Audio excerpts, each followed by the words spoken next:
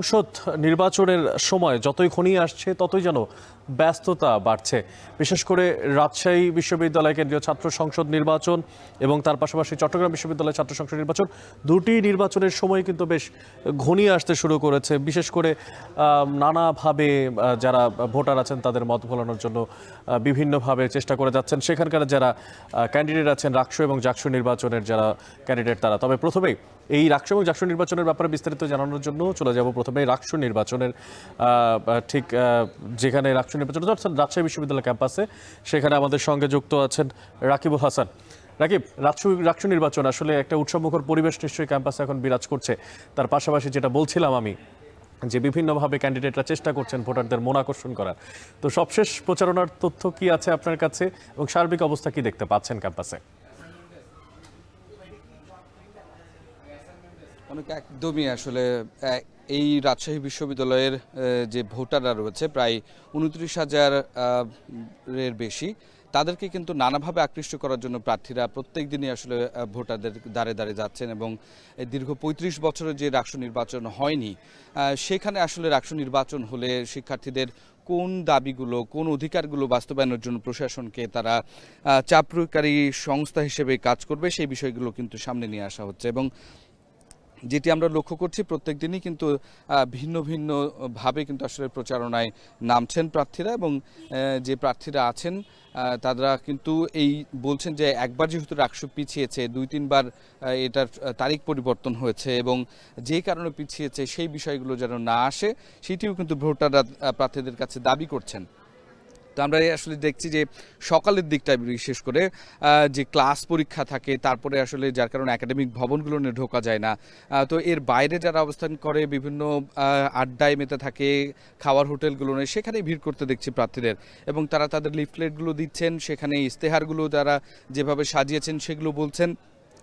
পাশাপাশি কিন্তু আমরা ভোটারদেরকেও বলতে শুনছি যে তারাও আসলে তারা অনেক কিছুই চায়। এই ক্যাম্পাসে কিন্তু শতভাগ আবাসন নয়, সুতরাং আবাসনের দিকটা যেন গুরুত্ব দেওয়া হয় সেটি বলা হচ্ছে। হল ক্যান্টিনগুলো নিয়ে খাবারের যে মান সেগুলো যেমন ঠিক করার বিষয় রয়েছে, অবকাঠামোগত উন্নয়নের কথা বলা হচ্ছে এবং একই সাথে একাডেমিক যে ধরনের ক্যালেন্ডার হওয়া উচিত বা বিশ্ববিদ্যালয়ের যে কাজগুলো করা উচিত সেই বিষয়গুলোকে আসলে গুরুত্ব দেওয়া হচ্ছে এখানে।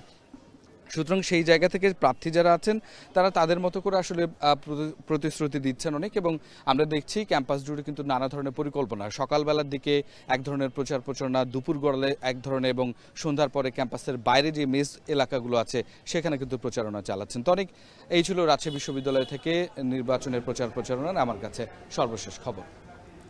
রাকিবুল হাসান ছিলেন রাজশাহী বিশ্ববিদ্যালয় ক্যাম্পাসে এবং রাকসু নির্বাচনের যে সবশেষ পরিস্থিতি তা জানছিলাম রাকিবুল হাসানের থেকে।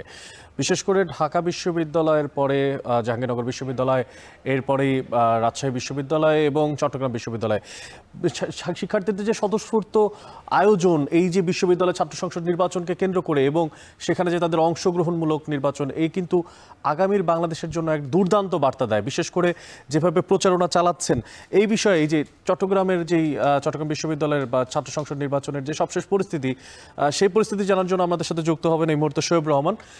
আমরা যুক্ত হচ্ছি শোয়েব রহমানের সাথে। শোয়েব, দেখতে পাচ্ছি আপনি ক্যাম্পাসে অবস্থান করছেন, ঠিক চাকসু নির্বাচনেও আমেজ বিরাজ করছে সেখানের চারপাশের যারা শিক্ষার্থী, যারা ক্যান্ডিডেট, তাদের সবার মধ্যে জানতে চাই যে শেষ মুহূর্তের প্রশাসনের প্রস্তুতি কি এবং ভোট কেন্দ্র এবং তার আশেপাশের নিরাপত্তা ব্যবস্থা নিয়ে এখন পর্যন্ত প্রশাসন কোনো ব্যবস্থা নিয়েছে কিনা?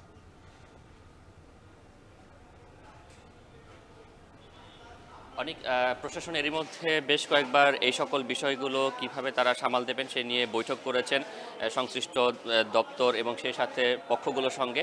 বিশেষ করে দুদিন আগেও কিন্তু শিক্ষার্থীদের সাথে তারা বসেছেন এবং শিক্ষার্থীদের পক্ষ থেকে কী ধরনের দাবি রয়েছে সেগুলো তারা শোনার চেষ্টা করেছেন এবং সেখানে শিক্ষার্থীদের একটি বক্তব্য ছিল যে স্বচ্ছ ব্যালট বাক্স যাতে ব্যবহার করা হয় এবং সেই জায়গা থেকে প্রশাসনও কিন্তু তাদের আন্তরিকতার কথা জানিয়েছেন যে তারা স্বচ্ছ ব্যালট বাক্স ব্যবহার করবেন।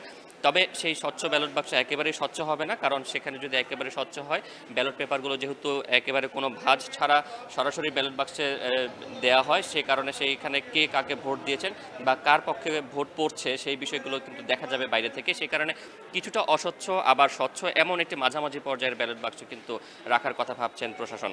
অন্যদিকে কেন্দ্রের কথা যদি বলি, 7টি কেন্দ্র এরই মধ্যে বিশ্ববিদ্যালয় প্রশাসন থেকে ঘোষণা করা হয়েছে।